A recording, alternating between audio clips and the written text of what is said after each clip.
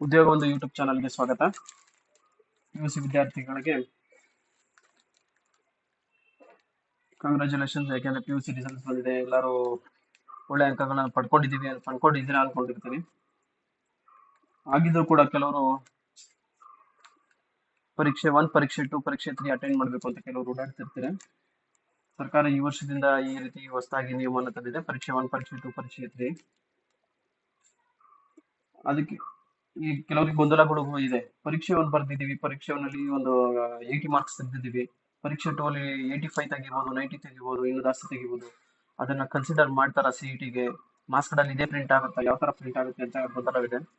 ಪರೀಕ್ಷೆ 1, ಪರೀಕ್ಷೆ 2, ಪರೀಕ್ಷೆ 3 ನಿನ್ನೆ ಆದೇಶ ಹೊರಡಿಸಿದೆ PU ಬೋರ್ಡ್. ಏನಪ್ಪಾ ಅದು ಅಂದ್ರೆ, ದ್ವಿತೀಯ PUC 3 ಪರೀಕ್ಷೆಗಳನ್ನು ತೆಗೆದುಕೊಳ್ಳುವ ವಿದ್ಯಾರ್ಥಿಗಳು ಯಾವುದರಲ್ಲಿ ಹೆಚ್ಚು ಅಂಕ ಪಡೆಯುತ್ತಾರೋ ಆ ಅಂಕಪಟ್ಟಿಯಲ್ಲಿ ಸಿಇಟಿಗೆ ಪರಿಗಣಿಸಲು ಕರ್ನಾಟಕ ಪರೀಕ್ಷಾ ಪ್ರಾಧಿಕಾರ ಸಮ್ಮತಿಸಿದೆ. ಅಂದ್ರೆ ಈಗ 3 ಪರೀಕ್ಷೆ ಕೂಡ ಒಬ್ಬ ವ್ಯಕ್ತಿ ಪರೀಕ್ಷೆ 1 ಅಲ್ಲಿ ಪಾಸ್ ಆಗಿದ್ರು ಕೂಡ ಪರೀಕ್ಷೆ 2, ಪರೀಕ್ಷೆ 3 ಅಟೆಂಡ್ ಮಾಡಬಹುದಾಗಿರುತ್ತೆ, ಇನ್ನೂ ಹೆಚ್ಚಿನ ಅಂಕ ಬರುತ್ತೆ ಅನ್ನೋದಾದ್ರೆ. ಅಕಸ್ಮಾತ್ ಬರ್ಲಿಲ್ಲ ಅಂದ್ರೂ ಕೂಡ ಪರೀಕ್ಷೆ 1 ಅಲ್ಲಿ ಹೆಚ್ಚಾಗಿ ಬಂದಿರುತ್ತೆ ಅನ್ಕೊಳ್ಳಿ, ಅದನ್ನೇ ಸಿಇಟಿಗೆ ಹಾಗೂ ಮಾರ್ಕ್ಸ್ ಕಾರ್ಡ್ ಅಲ್ಲಿ ಪ್ರಿಂಟ್ ಆಗೋದಕ್ಕೆ ಅದನ್ನ ಕನ್ಸಿಡರ್ ಮಾಡ್ತಾರೆ ಅಂತ ತಿಳಿಸಲಾಗಿದೆ. ಇಂಜಿನಿಯರಿಂಗ್ ಸೇರಿದಂತೆ ವಿವಿಧ ವೃತ್ತಿಪರ ಕೋರ್ಸ್ಗಳ ಪ್ರವೇಶಕ್ಕೆ KEA ಪ್ರತಿ ವರ್ಷ ಸಾಮಾನ್ಯ ಪರೀಕ್ಷೆ ನಡೆಸುತ್ತದೆ. ಇದುವರೆಗೆ ದ್ವಿತೀಯ PUC ಪರೀಕ್ಷೆ ಬರೆದ ವಿದ್ಯಾರ್ಥಿಗಳು ಅನುತ್ತೀರ್ಣರಾದರೆ, ಅಂದ್ರೆ ಇಷ್ಟು ದಿವಸ ಏನಾಗಿತ್ತು, PUC ಪರೀಕ್ಷೆ ಬರೆದ್ರೆ ಅವ್ರಿಗೆ ಪೂರಕ ಪರೀಕ್ಷೆ ಅಂತ ಜೂನ್ ಅಲ್ಲಿ ಮಾಡುತ್ತಾ ಇದ್ರು. ಈ ರೀತಿ ಪರೀಕ್ಷೆ 2, ಪರೀಕ್ಷೆ 3 ಆ ತರ ಇರ್ತಿರ್ಲಿಲ್ಲ. ಈಗ ಈ ವರ್ಷದಿಂದ ಪೂರಕ ಪರೀಕ್ಷೆ ಇರೋದಿಲ್ಲ. ಸೇಮ್ ಪರೀಕ್ಷೆ 2, ಪರೀಕ್ಷೆ 3 ಅಂತ ಮಾಡಿದ್ದಾರೆ. ಅದನ್ನ ಅಟೆಂಡ್ ಮಾಡಬಹುದಾಗಿರುತ್ತೆ. ಅಟೆಂಡ್ ಮಾಡಿ ಅದರಲ್ಲಿ ಯಾವ್ದ್ರಲ್ಲಾರು ಒಂದರಲ್ಲಿ ಹೆಚ್ಚಿಗೆ ಅಂಕ ಬಂದ್ರೆ ಆ ಅಂಕನೇ ಕನ್ಸಿಡರ್ ಮಾಡುತ್ತೆ ಸಿಇಟಿಗೆ. ಉಳಿದ ಸಬ್ಜೆಕ್ಟ್ ಒಂದಿಗೆ ಅದನ್ನು ಕೂಡ ಕನ್ಸಿಡರ್ ಮಾಡುತ್ತೆ.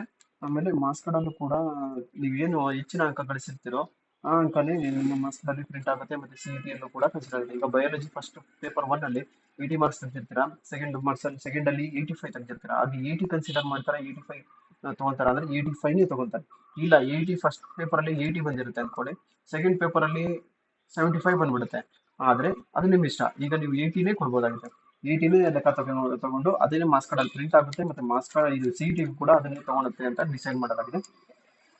ಯಾರೆಲ್ಲ ಅಭ್ಯರ್ಥಿಗಳು ಈ ಗೊಂದಲದಲ್ಲಿದ್ರು, ಪರೀಕ್ಷೆ 2 ನಾನು ಅಟೆಂಡ್ ಮಾಡ್ಬೋದಾ, ಪರೀಕ್ಷೆ 3 ನಾನು ಅಟೆಂಡ್ ಮಾಡ್ಬೋದಾ, ಬರೀ ಅವ್ರು ಮಾತ್ರ ಫೇಲ್ ಆಗಿರೋರು ಮಾತ್ರನೇ ಅಟೆಂಡ್ ಮಾಡ್ಬೇಕಾ, ಇಲ್ಲ ತುಂಬಾ ಮಾರ್ಕ್ಸ್ ತೆಗೆದಿರೋರು ಮಾತ್ರ ಯಾರು ಬೇಕಾದ್ರೂ ಅಟೆಂಡ್ ಮಾಡ್ಬೋದಾಗಿರುತ್ತೆ.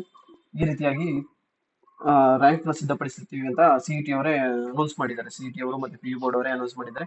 ಯಾವುದೇ ರೀತಿ ಗೊಂದಲ ಬೇಕಾಗಿಲ್ಲ. Thank you.